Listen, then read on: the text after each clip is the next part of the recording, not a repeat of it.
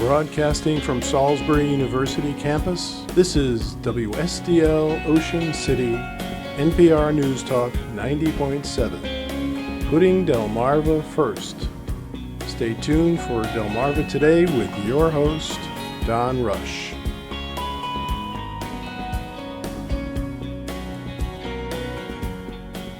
The year is 1918, and two young men from Caplan Island in the Chesapeake Bay are on their way to boot camp before being sent off to France during the First World War. Welcome to Delmarva Today. This is Don Rush.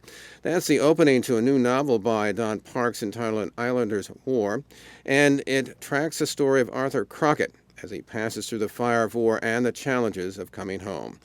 This is Parks' first novel. He has written also 5 previous nonfiction books, 2 of which recount his travels in the Bay. And he's with us on the phone this morning. Welcome to the program. Well, thank you. It's good to be here. So what inspired you, first of all, to write a novel as opposed to the kind of nonfiction that you've been writing in the past? Well, my dad was born on Hollands Island, which is, as you probably know, is no longer there. Well, there's a little piece of it is still there, but until he was a young man, he lived out there with his family, and it's very much like Caplan's Island. And so I thought, I've always been fascinated with the island, and I've always been in the back of my mind wondering about what life was like on the island, you know, the inconvenience and all of that sort of thing.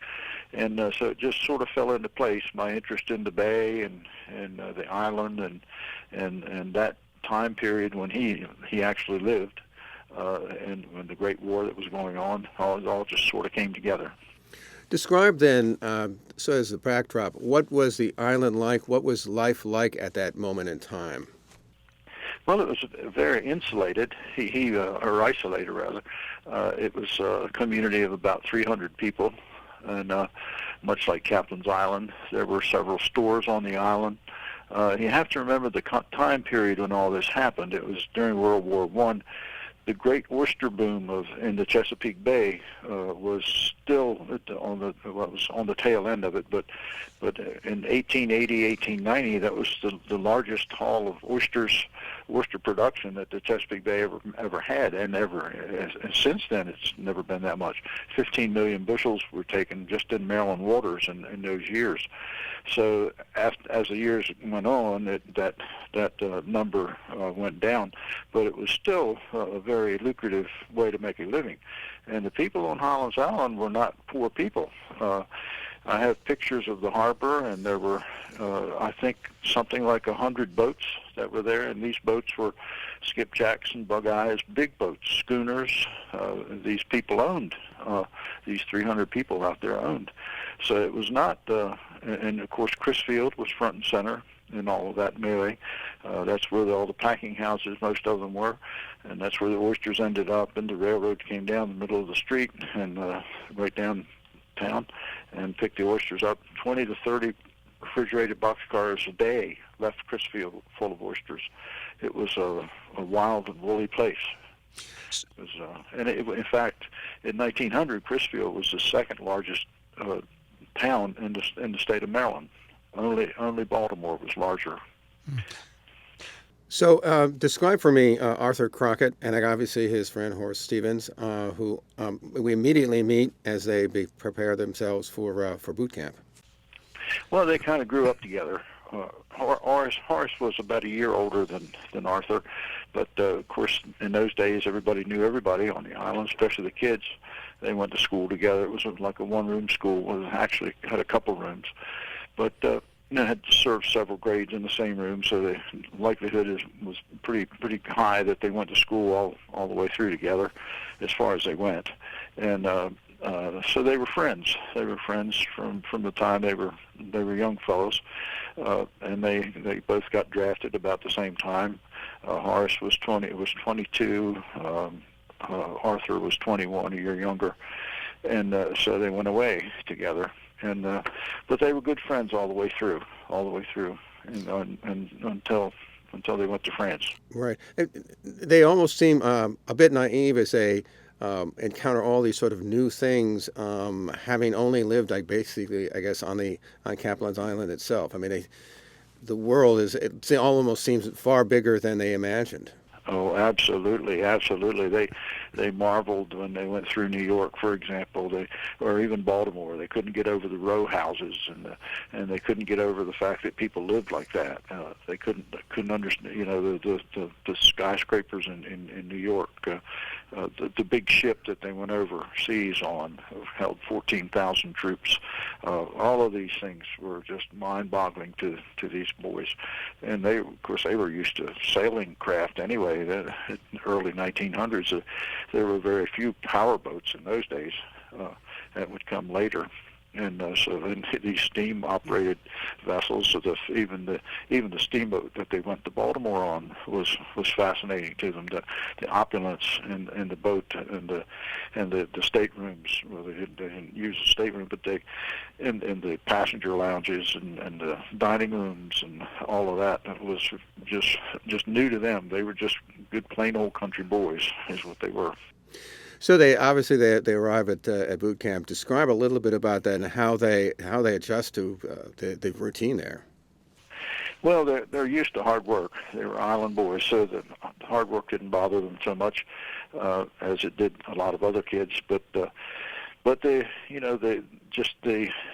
went to Alabama, and there was some elevation there. There were some hills and some Caplan's Island was just as flat as a pancake. They were used to that. They weren't used to the elevation, and it was cold there. And they slept in tents, and with very little heat. Eventually, they did put stoves in the tents, but it was cold, very cold. They do seem to also really believe in the kind of cause that they're participating in. They're very patriotic, I suppose, in one fashion or another. Right. They, in fact, one of them made a statement that he wanted to go. They find they're thrown in with a wide variety of young men, and some of them don't want to be there. Obviously, a lot of them don't want to be there, and they're thinking about ways they could get out of the going and all that sort of thing. And these fellows said, well, look, all my friends are going, and I would feel bad if I didn't go. And that was the general feeling that they had about the war effort. There was not a sense of danger. Well, they knew they were afraid from the beginning, and the book goes into that, how they felt. One fellow said he just couldn't sleep. He was thinking about it a lot, and the other guy said yes, his stomach hurt. It was turning over. He couldn't, he felt a little bit sick in his stomach. They were, especially on the boat going over to France, because they knew where they were going and knew what they were probably going to get into. So no, there was some nerves there. They weren't sure of themselves at all. So, of course, Arthur Crockett meets what would become, I guess, the love of his life, Marjorie Simonton. Tell me a little bit about that encounter, and they seem to come from different worlds. Oh, yeah, very different worlds. In a way, they were different worlds. In terms of the geography, they were different worlds. But if you look at the people, the kind of people they were pretty much similar. These boys were raised in a very conservative setting. You got up on Sunday, you went to church. You did things the right way. You believed in the Ten Commandments, and you did a lot of things that way. Well, Marjorie, her family her dad was a pastor, so they believed sort of the same type. They had the same beginnings. Now, the way they lived their lives were totally different. Arthur and Horace, they were very much oriented toward the Chesapeake Bay and going out on the water. Well, these people were in Alabama. The largest thing was a lake about half an hour away, but it was totally different from their way of life. But they had similar beliefs, and so that enabled them to get along pretty well, I think. More so than maybe if they had come from two extremely different worlds. There does seem to be a greater sophistication on the part of particularly the Marjorie's father, as opposed to coming from an island here in the. There does seem to be some kind of difference there. Right. Oh yes, there is, but But these guys are good. You know, I mean, they have good hearts, and people could see that. And I think Marjorie's dad and Marjorie's family saw that in both Horace and Arthur. They could see that these were genuine people. You know, they were good people. They didn't put on airs. They are what they are. You know, and they like that. What attracts Marjorie to Arthur? Well, I think initially Arthur was a good-looking chap, and he was kind and thoughtful and gentle, and I think all of that put together was an attraction for her. And of course, he was a handsome dude too. That was good, and Horace was a bit of a character. She liked him. Everybody loved Horace because of that. And so they were just attractive to each other. And of course, and the other way around too. Marjorie was a very beautiful young lady, very poised, and she was at the time she was in college, and I think she was finishing her sophomore year, and so you know, Arthur was also likewise attracted to her. And she was a teacher as well. Eventually, she became right. Yeah. So the two of them go off to war, and tell me a little bit about them going to France. France. Mm-hmm. Well, they went to they took the steamboat to Baltimore after about a 10-day leave from their basic training in Alabama. And they took the steamboat to Baltimore, and from there they went to Camp Meade, which is now Fort Meade. And they were bussed over to the Inner Harbor, down to the railroad station, and taken up to. Well, actually, no, I'm wrong. the right. troop train took off right from Camp Meade and went right up to New York, and they dropped them off, and they were bussed over to Hoboken, New Jersey, and they met this huge ship, 900 foot long. It was a former cruise ship called the Leviathan, and 14,000 men were on this thing, troops, and they went shipped over to France. Took a week to get over there, and of course there was a lot of seasickness, and it was crowded. And Horace had a bottom bunk. There were 3 or 4 bunks tall, pipe berths. And when the top guy came down, he had to step onto each berth to get down, and they'd wake Horace up, and he didn't like that. Hot. The conditions were terrible. The food was great, but the conditions were pretty bad. So, but these guys knew enough to stay outside as much as they could and look at the horizon. That prevented them from getting sick. All the other people, they were all sick. They didn't know, and they stayed inside. And of course, they lost their equilibrium. But they were concerned the whole way over there. You know, they had thoughts about. Horace one day asked Arthur, "Do you think you can really kill a man? You know, shoot another man?" And of course he harkens back to what the preacher told them in church about "Thou shalt not kill." You know, and how do you justify that? You know, all these things were running through their heads, And they was, well, do you think it's normal to be as afraid as we are? You know, they were actually scared, and they worked through all of these feelings together, and they kind of commiserated that way pretty much all the way across the ocean. Of course, when they got to France, the French people welcomed them. They had American flags. They were waving handkerchiefs, and as they marched through the town, and it was different because they didn't know what to expect when they got there, whether they'd be in the middle of fighting or what it was. But they met. It was like party time, and so they marched through there. And then later on, of course, they did get into fighting. So describe that, as a matter of fact, that battle in which obviously Arthur loses Horace.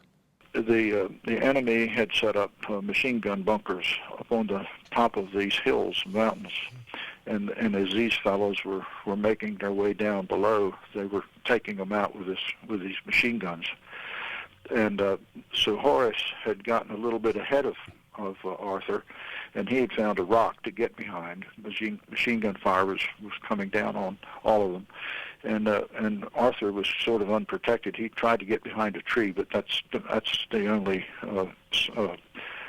thing he could find. So Horace, he looked over there and he saw Horace sort of stand up a little bit. He didn't stand up, but he leaned up a little bit, and he motioned for him to come over because there was a lot of room behind the rock. And when he did, he saw Horace fall, and he knew he'd been hit. And of course, he ran over there and he cradled him, and he died. And when that happened, Arthur, just the anger like he had never felt before in his life came into him, and he just charged up the hill and took out that bunker, that machine gun bunker. Then he manned the machine gun that was there, and he turned it on the other bunkers, and he started firing at them until all of the bullets were gone. Then he took his own rifle and he shot everything he could, just shooting everybody he could. And by then, of course, all of the other people in the company, they had come up there also, so things were better. But in the meantime, he got hit pretty severely in his leg. He didn't even know it at first, and but he suffered mightily because of that. And in fact, for a while they were wondering if they could even save his leg. He ended up in the hospital in Paris. He eventually went on home, and he was a hero. He got several awards, and from the French government and also the United States. And he eventually went home and to a hero's welcome, which Horace did not. How do you think it changed him? I think there's a quote in the book where Arthur says, talking to his family, I think it is, about not talking about the war, and he said, I didn't tell you about a lot of things that happened during the war. Some things are better off not being told. How do you think it impacted him? Well, I think it made a man out of him. I think it was really sobering to him to see the cruelty of war.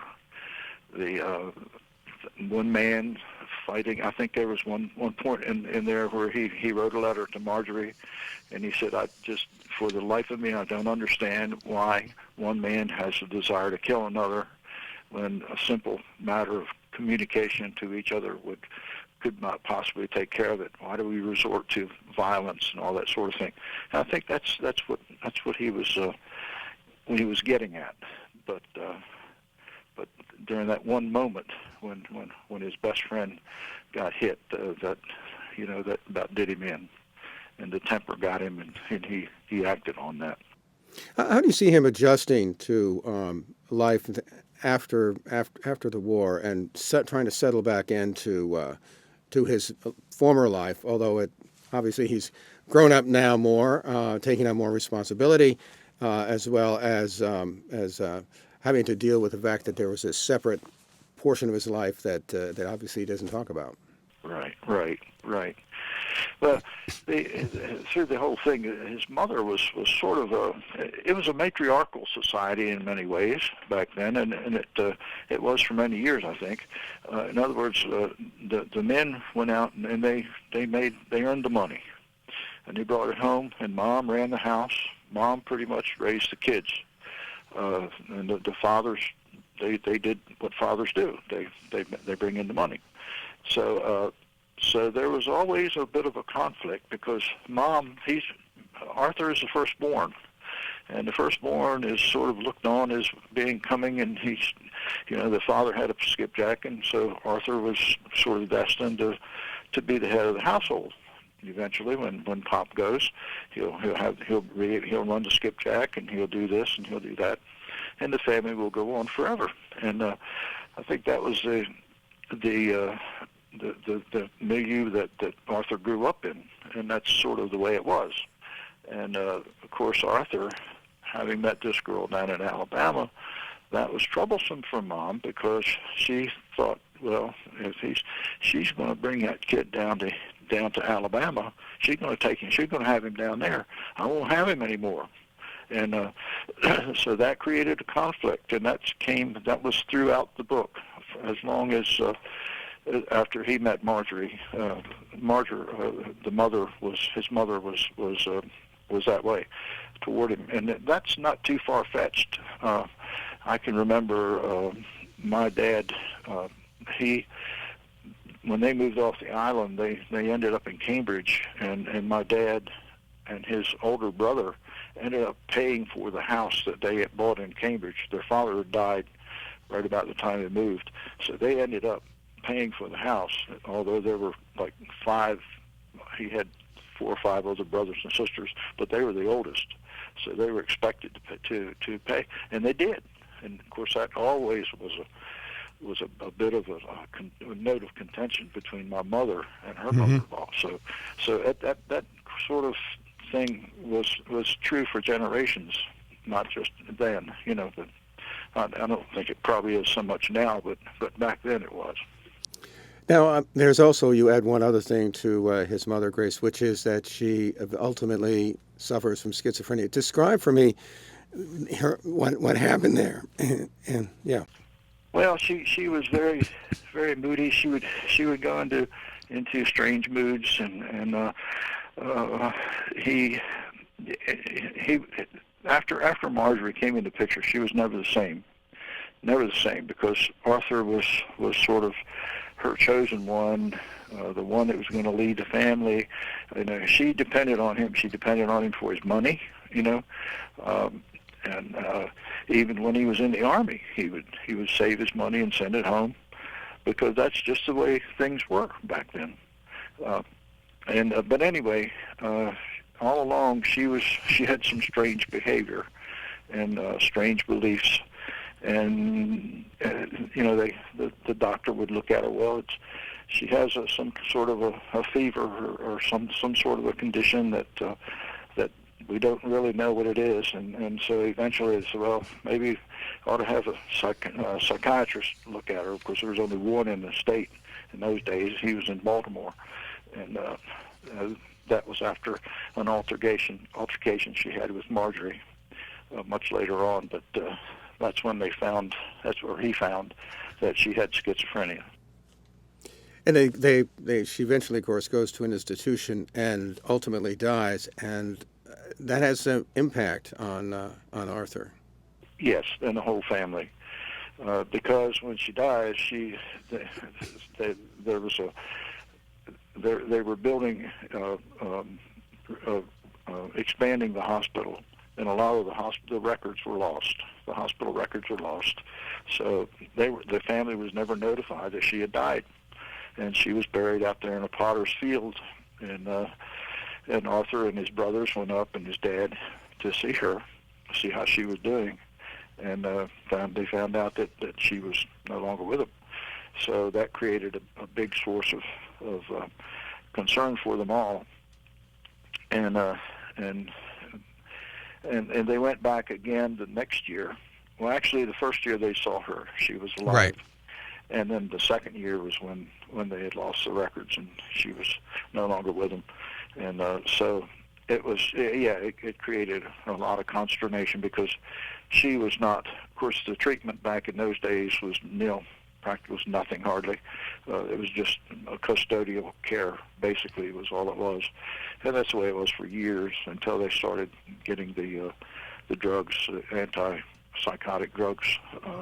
But she was, the first year when they saw her there, she was shriveled up in a corner. Her hands and feet were bound to the chair, and she was nonverbal, didn't recognize anybody, and or didn't know anything that anybody said to her, and they were quite concerned about that. Of course, there was not a thing they could do.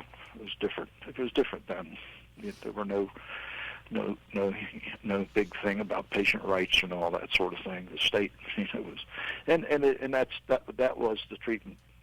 That's the way things were back then, in terms of treating mental patients.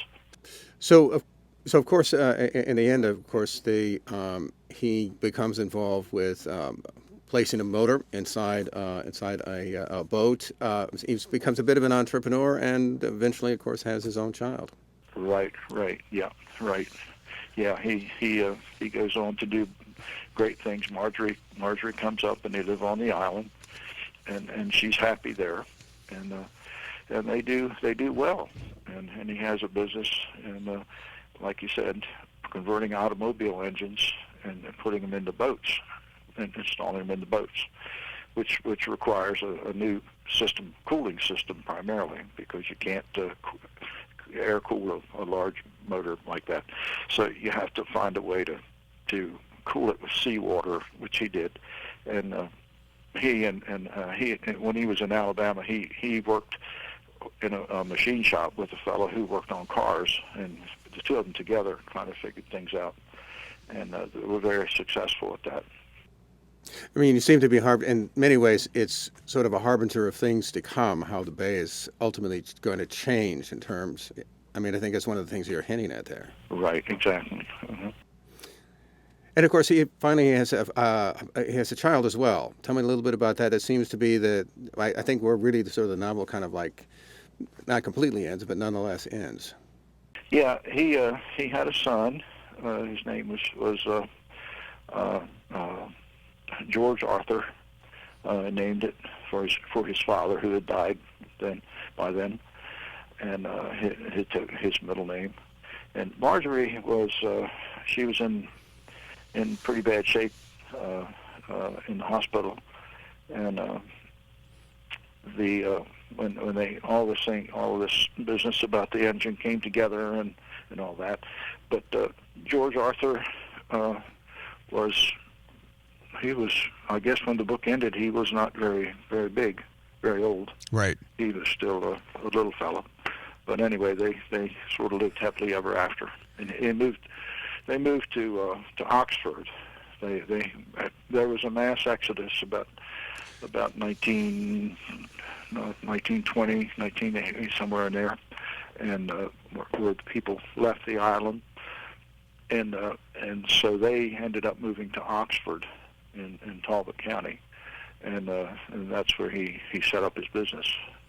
Finally, as a matter of fact, just briefly, in the minute or two we have left, you do hint at this concern of really, in many ways, throughout the book at one different points, at the disappearance of Caplan. Obviously, harbored sort of a harbinger of things to come that we're obviously dealing with now. Were people that as concerned about that kind of disappearance back then? Oh, sure. Yeah, absolutely. Because this has been their home for generations and generations. I think that was like the fourth generation of the Crockett's family that had lived there. So, I mean, you know, the cemeteries were full of their people, and yeah, it was traumatic. It was a traumatic time. But I think you know, the herd instinct that affects people too.